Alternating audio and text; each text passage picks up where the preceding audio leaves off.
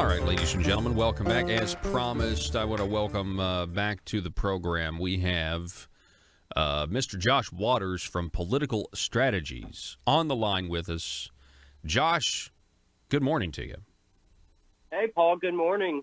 Congrats on the new Showtime and being in Little Rock. I know I got some friends who are able to listen on 96.5 FM The Answer now. My grandma's also able to listen, so she's excited about that. So congrats on the new time and adding the new station. Well, I appreciate that. I mean, it's the response that we got after doing one broadcast yesterday where all we did was bring up the grocery tax hike that is being discussed was immense. I mean, my phone blew up with people, saying that they couldn't believe that this was a possibility. And, that's really what I think that, the benefit here is we're talking about, the Marble Palace bubble and being able to penetrate that and get to more people, as well as legislators who, and as human beings, I think we're all guilty of this. If you're inside a certain bubble and you only hear a certain perspective, and if that perspective is only what the establishment is telling you, but then you have another voice that say, no, actually, let me offer some criticisms. And I know people don't like the way I put my criticisms sometimes, but still, I mean, we're either, going to limit government and shrink government, or we're not. And right now we just keep spending more and growing more. And it's, people, it needs to be called out for what it is. But anyway, Josh, the reason I wanted to have you on is because you were in the tax farce meeting yesterday morning. Can you go? We've gone over the audio that we last hour. It was pretty amazing. I cannot believe what transpired. So what was going through your mind yesterday in that meeting? Well, the morning meeting was actually, kind of standard and normal, what we've gotten used to in these meetings. It's just a lot of information. The tax consultant, Randy Bauer, had a PowerPoint presentation, was presenting all this information. And in the morning meeting, again, what we've seen in past meetings, there's information that was not correct. And for yesterday's meeting, they're looking at individual income tax and corporate income tax. And first, on the individual income tax side, he had the tax rate and brackets that were out of date. And, that really got people's attention because this was not the first time this has happened. In almost every meeting that's taken place, there's been either old data, inaccurate data, and he's been called out not only by legislators, but other organizations that have presented and other people who have spoken. So that was kind of what happened in the morning. And then we thought it was done, Paul. We thought the meeting was over because he had gone through both of his PowerPoint presentations, had gone through the individual income tax presentation, corporate income tax. There's nothing left on the agenda, but they announced, well, we're going to break for lunch and come back at 1. So that kind of sets up for the afternoon thinking, well, I guess they're adding something or something's up. So I actually texted a legislator. I was like, well, what's going on this afternoon? They're like, it'll be short, but you'll want to be there. And so I was like, okay, we'll come back. So when we came back, there was a lot less people there that afternoon, but you could tell something was up because Randy Bauer had another a person with him with the PFM consulting group who was unable to make the morning session because of flight delays. Well, he was there. He had his stuff kind of set up to the corner there, and then Randy Bauer comes out from the back where the legislators are. And when he comes out, he immediately just gets his stuff, puts it on very hurriedly, and kind of leaves very quickly. And I was there with some others, and we saw this transpire. And Michael Wickline from the Arkansas Democrat Gazette approached him, I believe, to ask him a question, try to get a quote for the newspaper. And he very hurriedly just kind of didn't storm out, but he was ready to get out there. He said, just email me. And so something seemed off. And then at that point, that's when they started back and just kind of very quickly and shortly went into it, said that they've decided to move forward without PFM Consulting, that they're terminating their contract. So it kind of caught, I think, a lot of people by surprise, but I think it was very necessary based on the track record that's come up over the several task force meetings of incorrect information and Yes. Just not a valuable valuable service that's been provided. It's like you said. I mean, this has happened before. And not to mention you have the articles about, how this guy was a liberal. I kind of speculated last hour, well, maybe the reason he was really bad at his job is because he doesn't know anything about conservative tax policy. And so he can't, he's not able to answer questions from a Republican majority state. I mean, that's, maybe less likely, but still, if he's a lifelong Democrat, why would I want him to tell me, what's good tax policy, or anyway, the whole thing is from the beginning has not been a good idea. Senator Brian King was right when they first announced that this tax force was hiring a consultant. He said this is ridiculous. Tax policy is one of the most debated things politically that you talk about. We know what the ideas are. We don't need to waste $300,000. Of course, now we fired this guy. We only are going to spend, I think, about $100,000. Josh, you know exactly how much we were going to waste on this guy to, hire him and then fire him? Yeah, so they have spent $88,000 to date, and I think that was just up until November. So there will be more billing for December and I guess part of January now. And then there's a 10-day notice that had to be given. So it'll probably be $100,000 to $115,000, maybe more when it's all said and done. So probably about a third of the original contract. Is what will be paid out. So you're telling me, this is interesting because here's the perspective that I would like to explore. I'd like to explore Mr. Randy Bauer's colleague who wasn't able to make the morning meeting because you said he had flight delays. He gets there. He sets up his stuff in the corner. And then Randy Bauer comes out from back. The legislators, I guess, presumably told him, based on your description, they told him before they announced it, hey, man, we're letting you go. And so he comes out, hurriedly gathers his stuff, as you say. And what does his colleague say? It's like, man, what did you do this morning? Like, what happened at this meeting? I don't know, Paul. I actually jokingly said to a couple other guys who were there a statement, well, maybe because whenever he left, like I said, he left in a hurry and said he'll send an email whenever reporter there was trying to talk to him. And I jokingly said, oh, that must not be in the contract. And I said that because this morning there was a specific point, yesterday morning, there was a specific point where one of the legislators asked about, looking at some of these tax credits that are given to corporations and, asking him to kind of analyze those and find the effectiveness of those. And the response was basically, that fell beyond the scope of this contract, and they could do that, but it would take more time, and that would be a separate thing. So I jokingly said right then, well, the media, appearances or media quotes must not be part of the contract based on a state, conversations from that morning. And then not 10 minutes later, the contract was over. It was crazy. So hang on a second. Does that mean he was saying if we got more money, we could answer those questions? That's the way I took it. And that's what was asked was, okay, does this fall beyond the scope of the contract? And I don't know if that was the, final thing that broke the camel's back, so to speak, or what, but that was something that did come up yesterday morning in a specific question.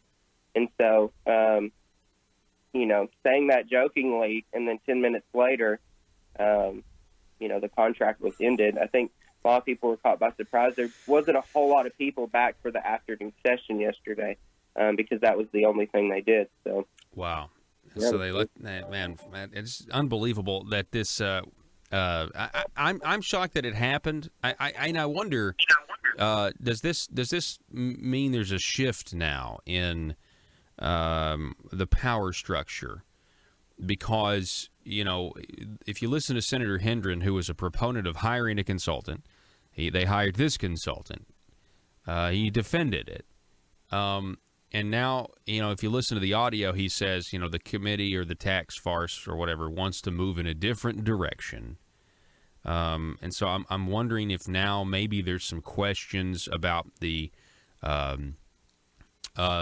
quality of the leadership right now? I mean, because to what I can see at this point, and I know they're going to defend this and say, no, we got our money's worth, whatever. No, you didn't. You hired a lifelong Democrat to advise a what is supposedly, a very, very red state.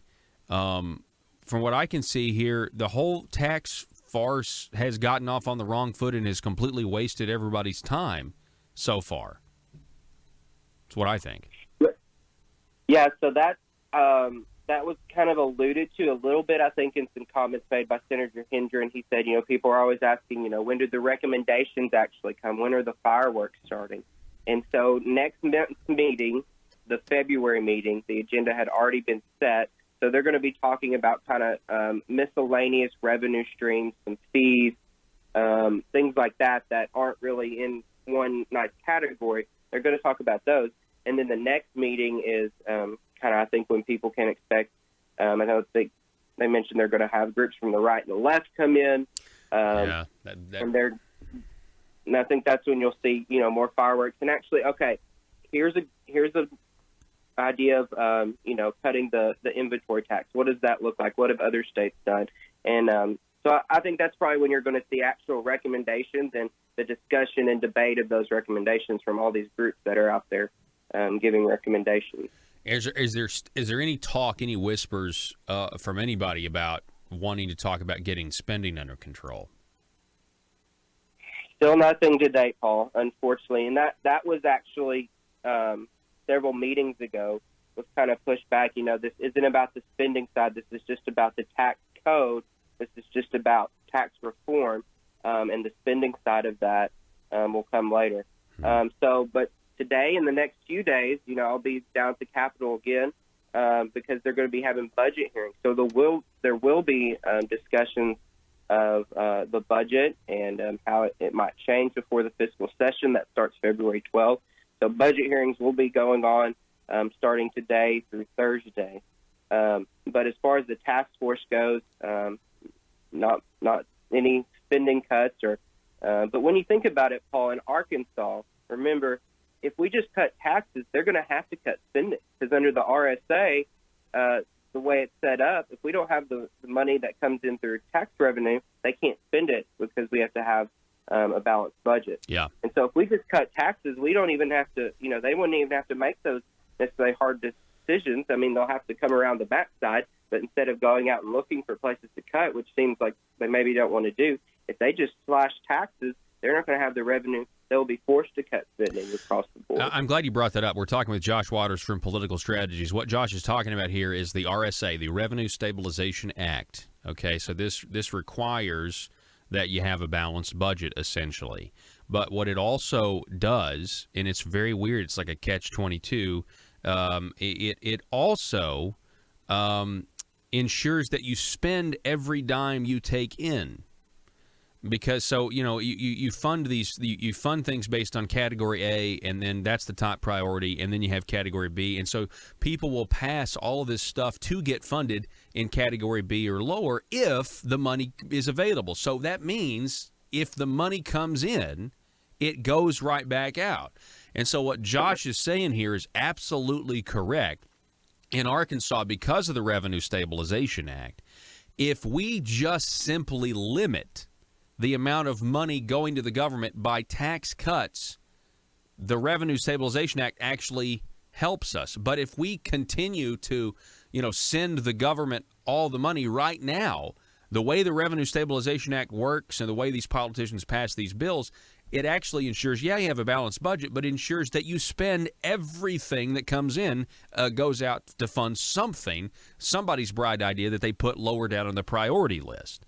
And so that's, kind of the intricacies of what's going on down there. And we really have a problem. So if you cut taxes, you directly affect the size of government here in Arkansas. And so that's why they need to cut taxes. They need to get the spending under control, reduce spending. Why not spend less one year? And then you're going to have, the proper cushion. Go ahead, Josh. Sorry. Yeah, no, that's exactly right.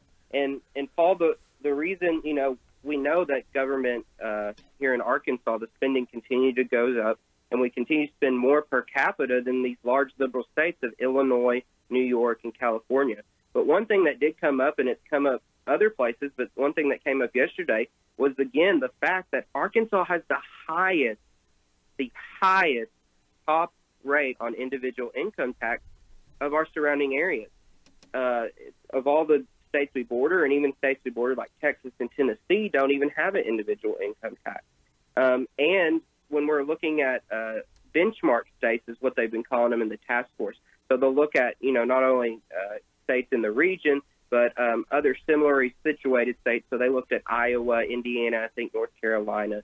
And Iowa actually has a slightly higher rate, but, and Mr. Bauer was from Iowa, what he explained was, but actually the effective rate in Iowa is even lower than Arkansas's, because in Iowa you can deduct your federal taxes on your state tax return.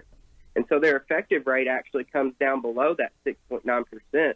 And I think it was Representative Pitts pointed out on some of the data points, whether you look at the lower range and the higher range, and almost every data point that was there, I think except for one, Arkansas had the highest effective individual income tax, and much higher on the income side. So if you make more than $34,000, the income over $34,000 a year in Arkansas, you pay 6.9% rate.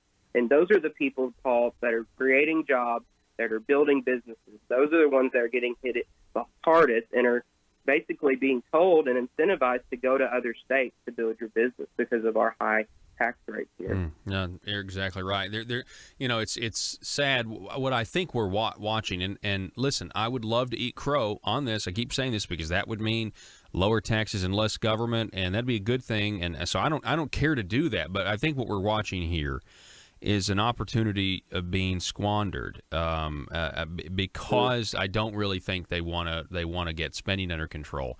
I mean, you tell me. You've seen these meetings firsthand. I mean, do you get the feeling?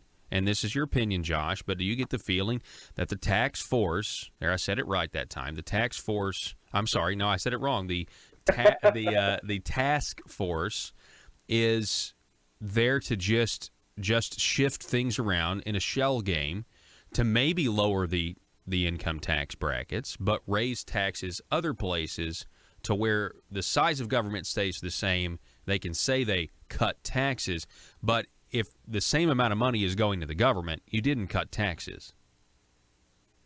What do you think the goal is? Well, in my opinion, the goal, when we look back at why this task force was created, so to your new listeners or those who maybe don't remember, this task force was created under legislation back during the 2017 session. And it was basically a way to kick the can down the road, in my opinion, because honestly, Paul, they could not afford to cut taxes in 2017. We saw, I think it was only $15 million surplus. They could not have afforded to have another big tax cut this year unless they got spending under control, and that wasn't happening. And so when you look at the amount of money, Medicaid expansion prevents you, because we're spending so much of our money, it prevents us from actually giving business owners in this state a break. Yeah, and that's what's driving it. The Obamacare Medicaid expansion program is driving the spending. It's through DHS is driving the spending. That's where we're seeing the huge increases. And so honestly, we couldn't afford it. So going forward, they're going to have to find some places to cut. Because we're not going to be able to afford it as long as we have this program the way it is. And so, that's my opinion. And I think another thing is, they want to collapse down the power. I think you see this with these task forces and with trying to run things through legislative council. They basically want to take out the full legislature, and maybe as part of that, some of those legislators who would stand up and speak out on this, and it might not go along with what the establishment wants to happen. And so this is a way to kind of push those people out, silence them from the process, and go through it the way they want it to be done. I my opinion. Yeah, no, I agree with that opinion. Josh Waters from Political Strategies, it's always a pleasure to have you on the program, and we'll do it again soon. Thanks, all right? Paul. All right, keep me posted. All right.